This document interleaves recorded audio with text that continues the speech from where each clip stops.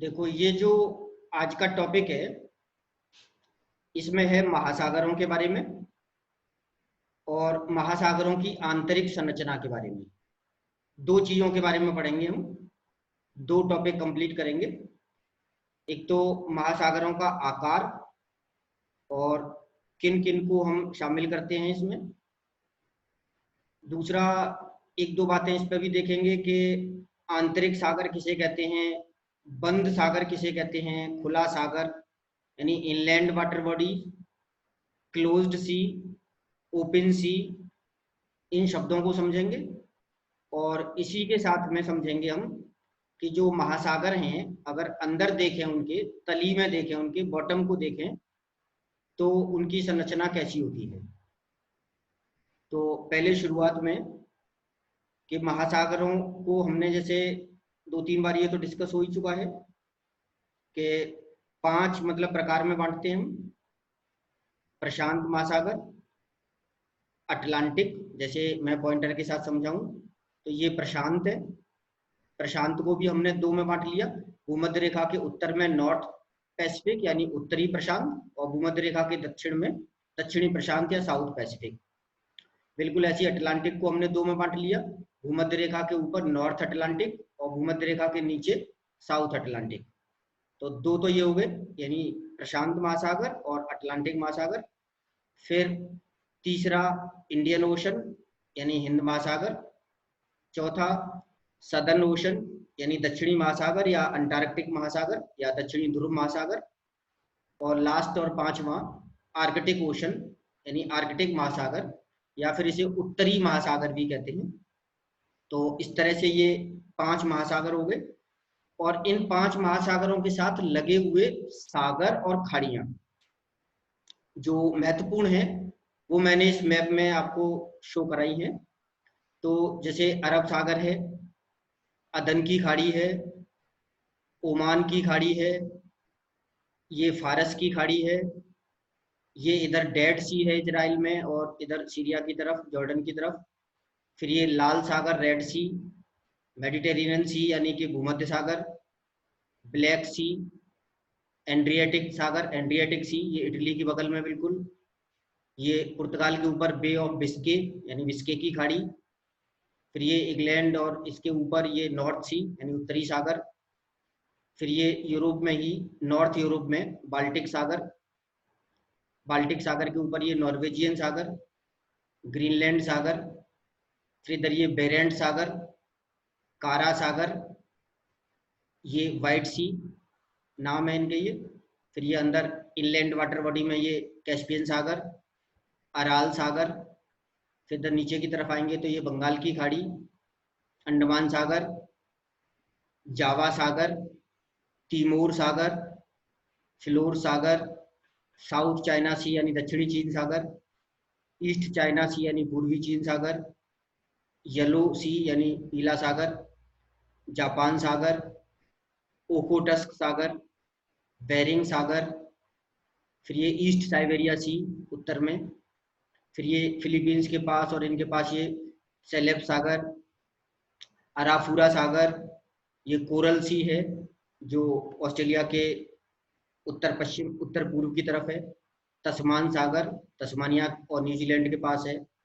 फिर इधर हम आ जाते हैं ग्रीनलैंड और कनाडा के बीच में, तो ये लेब्राडोर सागर, बफेन सागर, हडसन की खाड़ी, ब्यूफोर्ड सागर ऊपर की तरफ, गल्फ ऑफ अलास्का यानी अलास्का की खाड़ी। फिर चूकी सागर है ये, बेरिंग सागर है ये, एल्यूशियन द्वीप हैं। तो इस तरह से ये नीचे की तरफ ये दक्षिणी अमेरिका और अंटार्कटिका के बीच में स्कॉटिश सागर है। उत्तरी अमेरिका दक्षिणी अमेरिका के बीच में कैरिबियन सागर और ये मैक्सिको की खाड़ी है। फिर ये सरगासो सी है अटलांटिक में ही। सरगासो सी, यहाँ पे एक एल्गी है सरगासम, वो बहुत बड़ी मात्रा में मिलता है और जो शिपिंग होती है उसको काफ़ी नुकसान पहुंचाता है। एक जैसी घास होती है, लेकिन ध्यान रखना ये घास नहीं है, ये एल्गी है, सरगासम। इस वजह से बहुतायत के कारण इसको सरगासोसी कहते हैं। तो ये मैंने आपको महासागर और सागरों के बारे में बताया जो इम्पोर्टेंट है। जैसे एक दिन आपने जाना था ना कि कौन कौन से ज़्यादा इम्पोर्टेंट है, किन को याद करना ज़्यादा जरूरी है, तो इनको याद करना ज़्यादा जरूरी है जो मैंने इसमें दिखा रखी है। और आपको जो नोट्स मिले हैं उसकी टेबल में भी हैं ये, तो उस टेबल से मिलान करके भी इनको देखना, इनकी लोकेशन देखना। तो ये तो सागर और महासागर हो गए।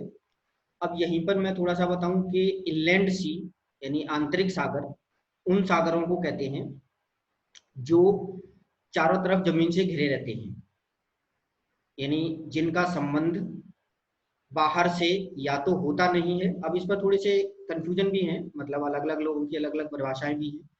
या तो इनका संबंध महासागर से होता नहीं है, और अगर होता है तो बहुत नैरो स्ट्रिप होती है, बहुत ही नैरो स्ट्रिप के तौर पर ये महासागरों से जुड़े होते हैं।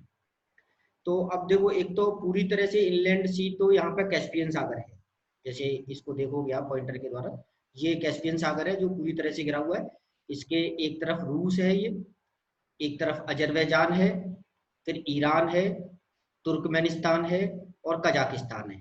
इनसे घिरा हुआ है ये पूरी तरह से, यानी दक्षिण में ईरान, फिर इधर तुर्कमेनिस्तान, कजाकिस्तान, ऊपर की तरफ रूस और पश्चिम की तरफ अजरबैजान, इनसे घिरा हुआ है। लेकिन अब इसके बारे में भी दो अलग अलग मत हैं।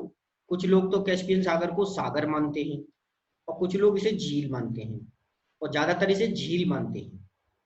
तो ऐसे कहते हैं कि ये खारे पानी की झील है। फिलहाल दोनों तरीके से आप याद रखिए इसको, कि कुछ लोग झील कहते हैं और कुछ लोग इसे सागर कहते हैं। अब बाकी फिर देखेंगे, इनलैंड सी में तो ब्लैक सी है, ऊपर की तरफ देखो बाल्टिक सी है, ठीक है, इनको हम इनलैंड सागर कहते हैं। बिल्कुल ऐसे ये फारस की खाड़ी है, इसको भी इनलैंड सागर कहते हैं। तो जो बहुत ही नैरो स्ट्रिप के द्वारा महासागरों से जुड़े होते हैं उनको इनलैंड सागर कहते हैं। फिर एक आता है शब्द क्लोज्ड सी, बंद सागर। बंद सागर यहाँ पे लैंड लैंड लॉक्ड से मतलब नहीं है, लैंड से घिरे हुए से मतलब नहीं है। बंद सागर का मतलब है कि जो किसी देश की सीमा के अंतर्गत है, यानी देश की भौगोलिक सीमा में उसको शामिल किया गया है, और वहां पर इंटरनेशनल कोई भी जैसे गतिविधियां होंगी तो उस देश की परमिशन से होंगी। जैसे पढ़ते हैं ना कि समुद्र 12 समुद्री मील तक, जैसे भारत की मतलब भारत का सागर है, तो वो भारत का क्लोज्ड सी कहलाता है। तो हर देश के पास एक निश्चित दूरी तक सागर को क्लोज्ड सी बोलते हैं, जिसमें उस देश की गतिविधियां ही चलती हैं, अंतर्राष्ट्रीय गतिविधियां उस देश की मंजूरी के साथ चलेंगी, तो वो कहलाता है क्लोज्ड सी। और फिर इसके अपोजिट है ओपन सी। ओपन सी का मतलब वो इंटरनेशनल सागर है, इंटरनेशनल सी है, वहां पे इंटरनेशनल गतिविधियां चलेंगी और किसी को भी किसी से भी परमिशन की आवश्यकता नहीं होती, और वहां पे इंटरनेशनल लॉ लागू होते हैं, किसी भी देश के लॉ लागू नहीं होते, तो उसको हम बोलते हैं ओपन सी। तो इस तरह से ये क्लोज सी, ओपन सी और इनलैंड वाटर बॉडीज, ये मैंने बताया। अब एक एक करके थोड़ा सा हम इनको महासागरों के बारे में शॉर्ट में समझते हैं, इसके बाद फिर संरचना। तो सबसे पहले प्रशांत महासागर, ये दुनिया का सबसे बड़ा है। देखो ये मैप में मैंने दिखाया है, इधर की तरफ ये एशिया है पॉइंटर के साथ, इधर की तरफ ये ऑस्ट्रेलिया है, और इसके एक तरफ ये उत्तरी अमेरिका है, दूसरी तरफ ये दक्षिणी अमेरिका है। इस तरह से इनसे घिरा हुआ ये पूरा प्रशांत महासागर है। इसे दो भागों में बांटा है भूमध्य रेखा ने, भूमध्य रेखा से दो भागों में बटा हुआ है, उत्तरी प्रशांत महासागर और दक्षिणी प्रशांत महासागर। ये टोटल जितनी भूमि है उसके 33% भाग पे, यानी 1/3 एरिया पे फैला हुआ है, तो बहुत बड़ा है आकार में। और इसकी गहराई भी बहुत ज्यादा है, लगभग 7 किलोमीटर तक गहराई है, लेकिन औसत गहराई इसकी करीब 5.5 किलोमीटर है, तो काफी गहरा है, यानी दुनिया का सबसे गहरा भी है और क्षेत्रफल में दुनिया का सबसे बड़ा भी है, यानी 1/3 मतलब भाग पर ये फैला हुआ है। इसमें दुनिया की सबसे गहरी खाइयां हैं, और सबसे गहरी खाई मैरियाना ट्रेंच या मैरियाना खाई जो पॉइंट आउट हो रखी है इसमें मैप में, वो प्रशांत में ही है, जो फिलीपींस के उत्तर में है। मैरियाना द्वीप है, एक मैरियाना द्वीप के पास है। इसे चैलेंजर गर्त भी कहते हैं, मैरियाना गर्त या चैलेंजर गर्त या मैरियाना खाई। ये लगभग 11.03 किलोमीटर गहरी है। ये स्थल पर सबसे गहरा बिंदु है, जैसे एवरेस्ट, माउंट एवरेस्ट सबसे ऊंचा बिंदु है, बिल्कुल वैसे ही मैरियाना खाई सबसे नीचा बिंदु है। और दोनों के बीच में अंतर देखोगे, गैप देखोगे, तो इनमें दोनों के बीच में गैप करीब आता है 20 किलोमीटर का, यानी कि मैरियाना गर्त के बॉटम से एवरेस्ट की ऊंचाई 20 किलोमीटर बैठेगी, तो बहुत ऊंचा है, बहुत बड़ा मतलब रेंज है ये। तो इस तरह से ये प्रशांत महासागर है। और प्रशांत महासागर में कोरल रीफ्स बहुत हैं। कोरल यानी मूंगे की चट्टानें। मूंगा एक जंतु होता है, उसकी डेड बॉडी से ये चट्टानें बनती हैं लाखों करोड़ों साल में। तो मूंगे की चट्टानें बड़ी मात्रा में इसमें है। और इसके बाद फिर सेकेंड लार्जेस्ट है ये अटलांटिक महासागर, जो कि एक तरफ उत्तरी अमेरिका, दूसरी तरफ दक्षिणी अमेरिका, तीसरी तरफ अफ्रीका और चौथी तरफ यूरोप से घिरा हुआ है, मैप में दिख रहा है। और इसको भी भूमध्य रेखा दो भागों में बांटती है, उत्तरी अटलांटिक और दक्षिणी अटलांटिक। इसको हिंदी में अंध महासागर भी कहते हैं, उत्तरी अंध महासागर और दक्षिणी अंध महासागर। अंध महासागर बोलने के पीछे का कारण ये प्राचीन मतलब समझ के आधार पर है कि मध्यकाल तक लोगों को ये उत्तरी अमेरिका और दक्षिणी अमेरिका की जानकारी नहीं थी।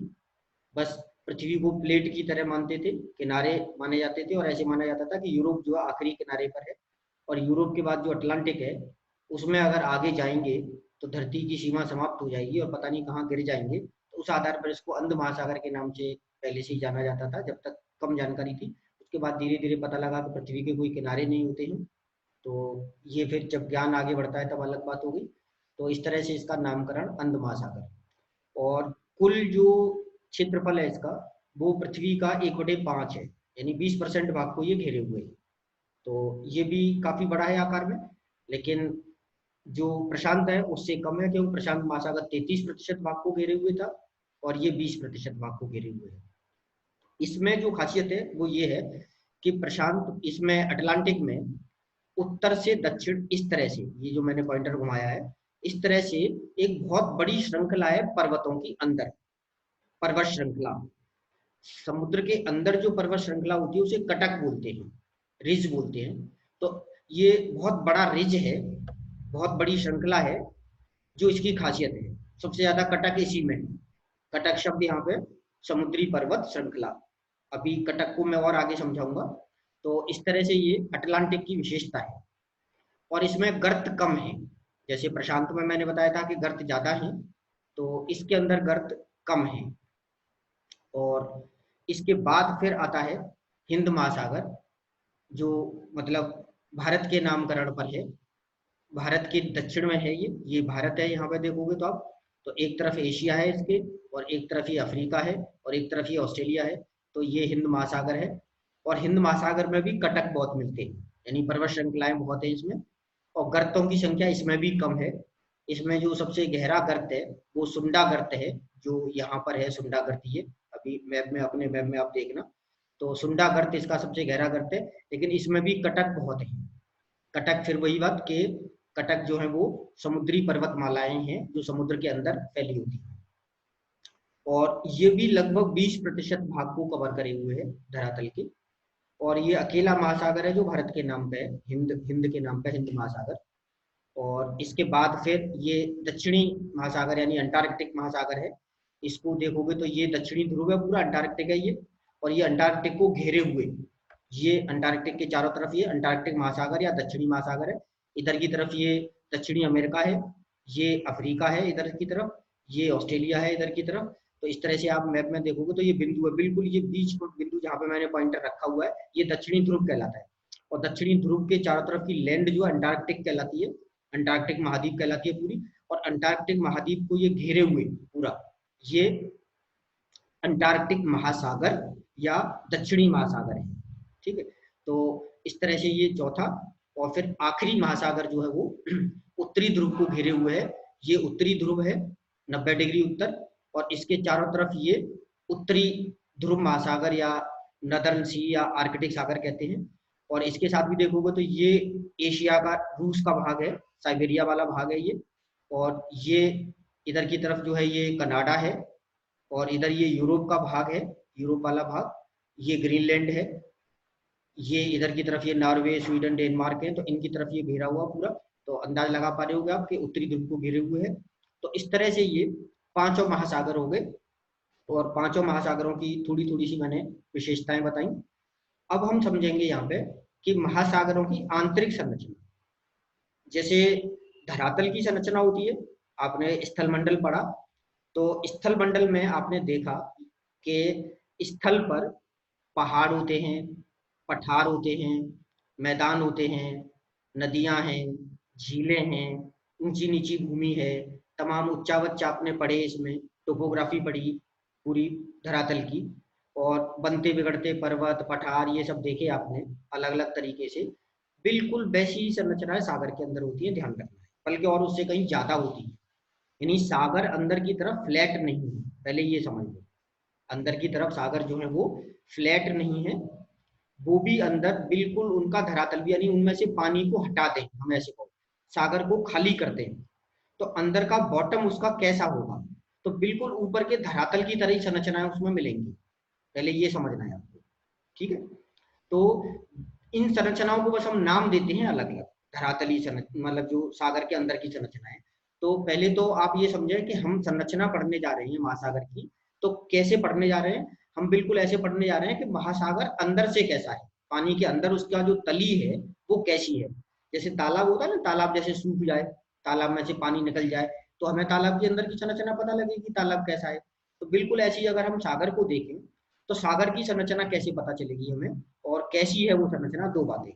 तो पहले तो पता कैसे चलेगी हमें, क्योंकि सागर सूखना तो है नहीं, इतना बड़ा पानी है भाई, टोटल जो पृथ्वी है उस पर 71% पे सागर है, तो सूखने का तो मतलब नहीं है उसका।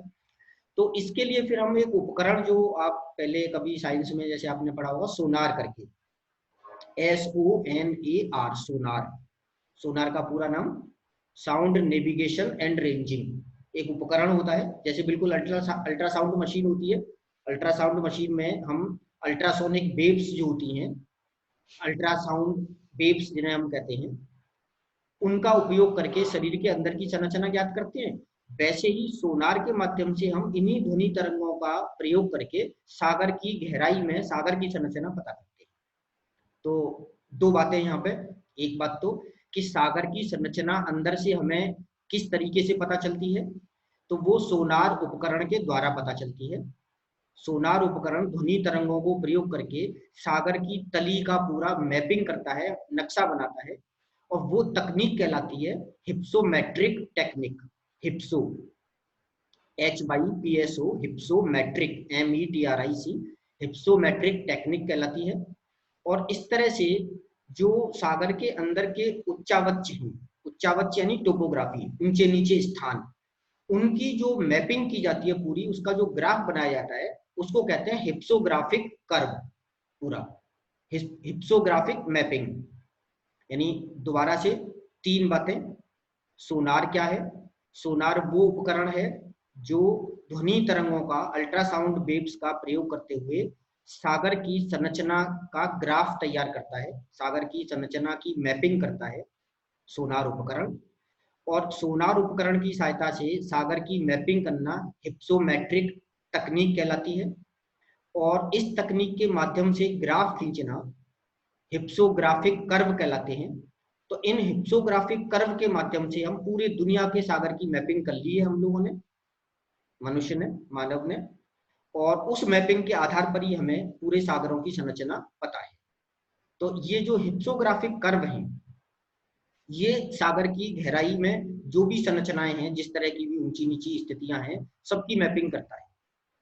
और इसके लिए तकनीक जो सबसे पहले विकसित की वो कोशिना थे, विद्वान, उन्होंने, तो कोशिना की तकनीक कहलाती है ये, कोशिना टेक्निक है हिप्सोग्राफिक कर्व वाली, उसके आधार पर हमने ये जाना है। तो ये पॉइंट क्लियर हुआ होगा। अब आप थोड़ा सा इसको देखें कि ये सागर है, ऐसे करके पूरा ये पानी है, और ये सागर के अंदर ग्राफिक संरचना समझाई गई है। बेसिकली हम सागर के अंदर की संरचनाओं को चार पार्ट में बांटते हैं, चार भागों में। एक तो कहते हैं कंटिनेंटल शेल्फ, यानी महासागरीय निमग्न तट, या खाली निमग्न तट, कंटिनेंटल शेल्फ। दूसरी संरचना कहते हैं कंटिनेंटल स्लोप, यानी महासागरीय ढाल, महासागरीय ढाल। तीसरी संरचना कहते हैं एबिसल प्लेन, एबिसल प्लेन यानी सागरीय मैदान, एबिसल शब्द सागर के लिए आता है, सागरीय मैदान। और चौथी संरचना हम कहते हैं सबमरीन रिजिज, यानी उबड़ खाबड़ जमीन, यानी कि सागर के अंदर रिजिज बने हुए हैं, ऊंची नीची संरचनाएं बनी हुई हैं इस तरह की, इनको रिजिज कहते हैं। ये तो चार बेसिक चीजें हैं। बाकी इसमें फिर और भी तमाम संरचनाएं होती हैं। ओशनिक ट्रेंच हैं ये, यानी गर्त या खाई कहते हैं इनको, नीचे की तरफ, जो मैरियाना गर्त मैंने बताई थी तो वो ऐसी ही है, मैरियाना गर्त ये सागर के अंदर। फिर वॉल्केनिक आइलैंड बन जाते हैं, द्वीप बन जाते हैं सागर में। वो अगर ऊपर तक उठ आते हैं तब तो द्वीप कह देते हैं उन्हें, देखो ये पानी के ऊपर तक उठ आया है तब तो ये द्वीप है। तो सागर में जितने भी द्वीप हैं वो ऐसे ऊपर उठ आए हैं। और अगर सागर के नीचे तक ही रहता है तो ये कटक कहलाता है, कटक यानी कि पर्वत। और पर्वतों को भी फिर अगर इसका ढाल ये चोटी नुमा है तब तो पर्वत है ये, और अगर ये फ्लैट हो जाता है तो इसको गायट कहते हैं, गायट या गुयोट कहते हैं। तो ये बेसिक संरचना। और इनकी अतिरिक्त और ज्यादा संरचना, जैसे मैंने बताया ना कि मुख्य रूप से तो हम 4 भागों में ही बांटते हैं हम इनको, लेकिन 4 के अलावा और भी तमाम संरचनाएं होती हैं इसमें। तो उन संरचनाओं को देखेंगे हम तो इसमें और क्लियर है इस मैप में। तो देखो ये कंटिनेंटल, कंटिनेंट यानी महाद्वीप, ये तो लैंड है। यहाँ पे देखो हम एक किनारे की तरफ खड़े हैं, यहाँ पे महासागर की तरफ खड़े हैं, महासागर और मतलब महाद्वीप का किनारा है, तो ये तो महाद्वीप हो गया। महाद्वीप के बाद आगे चलेंगे तो ये कंटिनेंटल शेल्फ है, अभी मैं विशेषता बताऊंगा इसकी, कंटिनेंटल शेल्फ। इसके बाद फिर कंटिनेंटल स्लोप है, ये देखो सागर में गहराई में। स्लोप के बाद फिर ये यहाँ पे कैनियन बन गई है। कैनियन मतलब कंदराएं, जो पहले आपने संरचनाएं पढ़ी थी, गुफा जैसी संरचना बन गई है, जहाँ नदियां गिरती हैं सागर में वहां गुफा जैसी संरचना बन जाती है, तो ये सबमरीन कैनियन या कंदराएं कहलाती हैं। फिर ये ऊपर उठी हुई भूमि है, इसको हम कंटिनेंटल राइज कहते हैं, ऊपर उठ जाती है नीचे दब जाती है, ये मिड ओशन रिज कहलाते हैं। ये कटक जो कह रहे हैं हम, कटक ये यानी श्रृंखला है पूरी, देख रहे हो आप इसमें, ये पूरे सागर में श्रृंखला फैली हुई है, तो इसको ये हम कटक कहते हैं।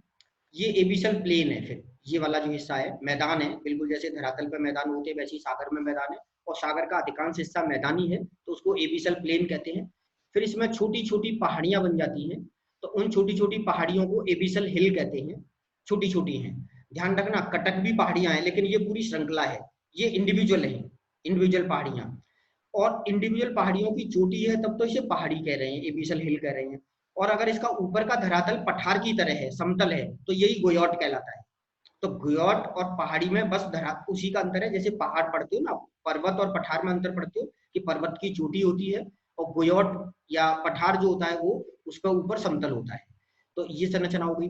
इसके बाद फिर ये देखोगे तो ये ट्रेंच है सागर में, देखो पूरा गर्त बन गया है। अगर आप रिमाइंड कर पाए तो 2 प्लेट है, देखो ये 2 प्लेट हैं, प्लेट के दोनों किनारे अंदर की तरफ दब गए हैं। मैंने पहले भी जब पहाड़ बलित पर्वत बताए थे तब मैंने आपको समझाया था कि प्लेट टकराने से अगर वो दोनों किनारे नीचे की तरफ दब जाते हैं तो खाइयां बनती हैं, गर्त बनते हैं, और ऊपर की तरफ जाते हैं तो पर्वत बनते हैं।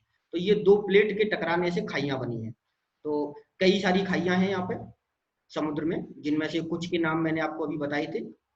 तो इस तरह से ये संरचना हो गई। और ऐसे ही फिर वॉल्केनिक आइलैंड है, वॉल्केनिक पर्वत है, देखो ये वॉल्केनो है, ये फूट रहा है, ज्वालामुखी है, और अगर ज्वालामुखी के फूटने से अगर ये धरातल के ऊपर तक निकल जाता है तो द्वीप बन जाता है, तो ये वॉल्केनिक आइलैंड है।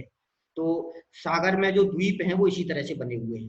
तो इस तरह से ये संरचना यहाँ पे समझ में आ रही है, और ये पूरा सागर है, सागर के अंदर की धरातल की संरचना जहां तक मैं समझता हूँ अच्छी तरह से समझ में आई होगी आपके। अब हम यहाँ पे बेसिक 4-5 संरचनाओं के बारे में पढ़ते हैं, एक्सप्लेन तो मैंने ये सारी करती हैं, लेकिन कुछ कैरेक्टर्स देखते हैं हम उनके। तो जैसे मैंने बताया ना कि बेसिक रूप से हम आंतरिक संरचना को 4 भागों में बांट के चलते हैं। तो पहली है कंटिनेंटल शेल्फ, यानी कि निमग्न तट। ये निमग्न तट है, देखो ये धरातल है, यहाँ पे पॉइंटर के साथ देखना, ये धरातल है, यहाँ से सागर शुरू हो रहा है, ये सागर है, सागरी जल है। तो ऐसे मान के चला जाता है कि सागर ने धरातल पर एनक्रोच कर लिया है, अतिक्रमण कर लिया है। असल में सागर यहीं तक है, लेकिन ये अतिक्रमण करके यहाँ तक आ गया है, यानी तट डूब गया है, निमग्न हो गया है, मग्न यानी डूब गया है इसमें। तो ये वाली संरचना कंटिनेंटल शेल्फ कहलाती है, निमग्न तट कहलाती है। और ये 200 मीटर तक गहरी होती है, लगभग ज्यादा गहराई नहीं होती। और इसी संरचना में यहीं पर नदियां जो मिट्टी बहा करके लाती हैं वो मिट्टी को यहीं पर डालती हैं, यहीं पर मछलियां ज्यादा मिलती हैं। तो मत्स्य पालन के लिए, मतलब मछली पकड़ने के लिए सबसे सूटेबल स्थान यही है समुद्र में, मछुआरे यहीं तक जाते हैं। पेट्रोलियम वगैरह भी यहीं पे मिलती है, पेट्रोलियम के कुएं जो सागर में जैसे होते हैं, जैसे मुंबई में जैसे वो पढ़ते हैं आपके बॉम्बे हाई में पेट्रोल मिलता है, तो ये बॉम्बे हाई वाला हिस्सा, ऑफशोर वाला जो हिस्सा है वो यही कंटिनेंटल शेल्फ में ही आता है। और दुनिया भर के महासागरों में अगर हम देखें तो लगभग दुनिया भर के महासागरों का 8% भाग, 7.5 से लेकर के 8% भाग कंटिनेंटल शेल्फ के रूप में है, टोटल क्षेत्रफल का महासागरों का 8% लगभग। और इसमें गहराई धीरे धीरे बढ़ती है, समुद्र की बहुत धीरे धीरे गहराई बढ़ती है। इसके बाद दूसरा जो पार्ट है, दूसरा भाग है, वो कहलाता है कंटिनेंटल स्लोप। देखो यहाँ पे स्लोप शुरू हो गया है, यानी एकदम से गहराई बढ़नी शुरू हो गई है, और यहाँ से वास्तविक तौर पर सागर शुरू होता है। ये जो कंटिनेंटल शेल्फ और कंटिनेंटल स्लोप है, यहाँ पर जो चट्टाने हैं ना, एंडेसाइट चट्टाने कहते हैं, आग्नेय चट्टाने हैं, ये एंडेसाइट हैं, और ये सूचक होती है एंडेसाइट चट्टाने इसी बात की कि सागर यहाँ से शुरू हो रहा है। और देखेंगे आप इसमें ढलान बढ़ता जा रहा है तेजी से, और इसकी गहराई 2 से 3 किलोमीटर तक होती है, यानी 2000 से 3000 मीटर तक होती है। और इसके बाद फिर ज्यादातर हिस्सा, हाँ, क्षेत्रफल की दृष्टि से देखेंगे तो ये भी लगभग 8% है, यानी कि कंटिनेंटल शेल्फ भी लगभग 8% क्षेत्रफल पर फैले हुए हैं पूरे दुनिया भर के सागरों में, महासागरों में, और कंटिनेंटल स्लोप भी लगभग 8% क्षेत्रफल पर फैले हुए हैं। और फिर शेष जो भाग है उसमें लगभग 8% पर ही ये रिजिज हैं, कटक वगैरह हैं, इस तरह की संरचनाएं हैं, और उबड़ खाबड़ जमीन है। और लगभग 76% यानी 75-76% भाग पर एबिसल प्लेन है, यानी कि सागरीय मैदान है। तो ऐसे कहेंगे कि महासागरों का लगभग 3/4 भाग यानी 75-76% भाग महासागरीय मैदानों के रूप में है, लगभग 8% भाग कंटिनेंटल शेल्फ के रूप में है, लगभग 8% भाग कंटिनेंटल स्लोप के रूप में, और लगभग 8% थोड़ा बहुत ऊपर नीचे ये उबड़ खाबड़ जमीन है, जो जिसमें के ये सब आ रही हैं, गोयाट आ रहे हैं, हिल्स आ रही हैं, रिजेस आ रहे हैं, ये सब जो आ रहे हैं, सारी जो संरचनाएं हैं वो संरचनाएं 8%। तो मैदान भाग ज्यादा है। अब इसी में हम थोड़ा सा और अच्छी तरह से इन संरचनाओं को और एक दूसरे मैप में दिखाऊं मैं, तो और क्लियर हो रही है। देखो इसमें कि ये महाद्वीप है, यहाँ पे पूरा ये सागर के अंदर की संरचना को यहाँ पे दिखाया गया है, वही है चीजें, तो बस मैं थोड़ा सा दूसरे रूप में दिखाना चाह रहा हूँ आपको कि यहाँ ये महासागर है। अब देखो ये कंटिनेंटल शेल्फ है, तो सागर के अंदर इसकी गहराई कम है, और नदियां मिट्टी ला करके डालती रहती है, तो ये उथला रहता है यहाँ पे भाग, नौकायन वगैरह, नावें वगैरह यहीं तक चलती हैं, मछुआरे यहीं तक जाते हैं, पेट्रोल भी यहीं तक मिलता है। इसके बाद देखोगे आप ये कि कंटिनेंटल स्लोप शुरू हो गया है, तो सागर की गहराई बढ़नी शुरू हो गई है, ठीक है, और ये बढ़ रही है। ये मैदान है यहाँ पे, इसी मैदानी भाग में ही फिर ये विभिन्न संरचना है अलग अलग तरह की, जिनको हम अलग अलग नाम दे रहे हैं। तो ये देखो ज्वालामुखी फट रहा है सागर के अंदर ही है, इससे ये द्वीप बन रहे हैं। जो द्वीप नीचे तक रह गए हैं वो माउंटेन कहलाते हैं या गोयॉट कहलाते हैं, और जो ऊपर तक आ जाते हैं वो द्वीप जमीन मतलब समुद्र के ऊपर निकल जाते हैं, तो उनमें बसावट शुरू हो जाती है। जैसे श्रीलंका है, मलागाछी है, मालदीव है, इंडोनेशिया है, ग्रीनलैंड है, ये सब द्वीप हैं, आपने पढ़े हैं, तो ये सागर में ऊपर निकले हुए हैं, और लाखों की संख्या में द्वीप है महासागरों में। फिर इस तरह से ये देखो खाइयां हैं यहाँ पे, ये मिड ओशन रिज है, उबड़ खाबड़ जमीन है ये रिज, और इन्हें कटक कह रहे हैं हम, श्रृंखला पूरी फैली हुई है, ये भी खाइयां हैं देखो यहाँ पे इस तरह से। और सागर का दूसरी तरफ का किनारा भी फिर बिल्कुल उसी तरह से होगा। तो इस तरह से हम देखें कि सागर के अंदर ये बहुत सारी संरचनाएं हैं। तो आज हम बस इसको यहीं पर खत्म करते हैं, इसके बाद अब जो आपको क्वेश्चन पूछने हो वो आप क्वेश्चन पूछ लो।